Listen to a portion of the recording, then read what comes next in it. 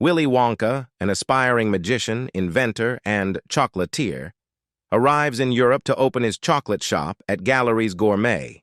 Burning through his small money, he is forced to remain at Mrs. Scrubit's boarding house by her henchman Bleacher, and, despite Orphan Noodle's warning about the tiny print, signs a contract requiring him to pay 10,000 silver sovereigns because he is illiterate.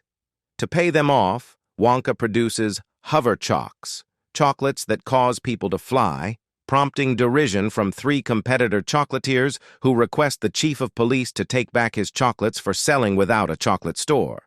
Make sure to subscribe to watch more videos like this. Unable to pay the contract's high terms, Wonka gets captured and begins working in a laundromat for Mrs. Scrubit alongside other hostages, Abacus Crunch, Piper Benz, Lottie Bell, and Larry Chucklesworth. Wonka escapes with the help of Noodle after duping Bleacher and Scrubit into falling in love with each other. He promises her a lifetime supply of chocolates.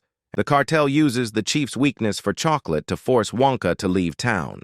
Wonka tells Noodle that his fondness for chocolate comes from his late mother. Wonka describes the theft of his chocolates by a mysterious orange man who has been doing it for years. To make his unique chocolate, Wonka and Noodle visit the local zoo and milk Abigail, the giraffe. Wonka learns from Abacus that the cartel collaborates to store their factory's chocolate in a vault beneath the cathedral. Slugworth had previously fired Abacus as his accountant. With the help of his new friends, Wonka embarks on a chocolate-selling crusade to alleviate their debts while evading Scrubit and the chief via tunnels beneath the city. Wonka realizes that the thief is an Oompa Loompa named Lofty, who seeks payback for the cocoa beans Wonka stole from Loompaland years before, while Lofty was watching. Lofty escapes by deceiving Wonka.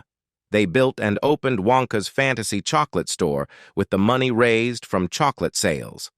The chief and the chocolate cartel, unable to arrest him because he operates a genuine shop, expose him to Scrubit. On the great opening day, after infusing his chocolates with Yeti sweat, customers notice their hair changing color and growing.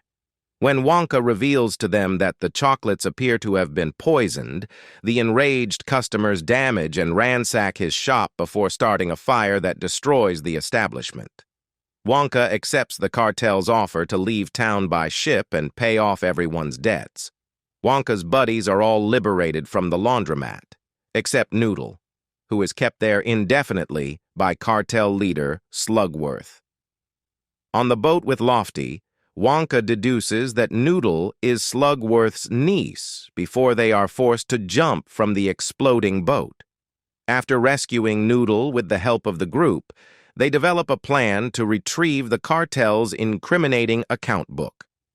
Taking advantage of Abigail's distraction, Wonka and Noodle infiltrate the cartel's base. When confronted by the cartel, Slugworth explains that he sent Noodle, who had been reported dead to her mother Dorothy, to Scrubit to destroy her claim to the family wealth. The cartel then locks Wonka and Noodle in the vault and attempts to drown them, but Lofty saves them and exposes the cartel's crimes to the authorities and the public. Abacus, Piper, Lottie, and Larry release the cartel's chocolate reserve through a fountain laced with Wonka's special ingredients, destroying the cartel's business. The cartel is defeated as they float away, and the police arrest the corrupt chief. The audience enjoys sampling Wonka's chocolate fountain, as Wonka unwraps the last chocolate bar his mother had given him, revealing a golden paper with a message saying that what matters is who you share the chocolate with. He helps Noodle reunite with her mother, pays off his debt to Lofty, and finds an abandoned castle for sale where he builds and launches his factory, with Lofty as his tasting chef.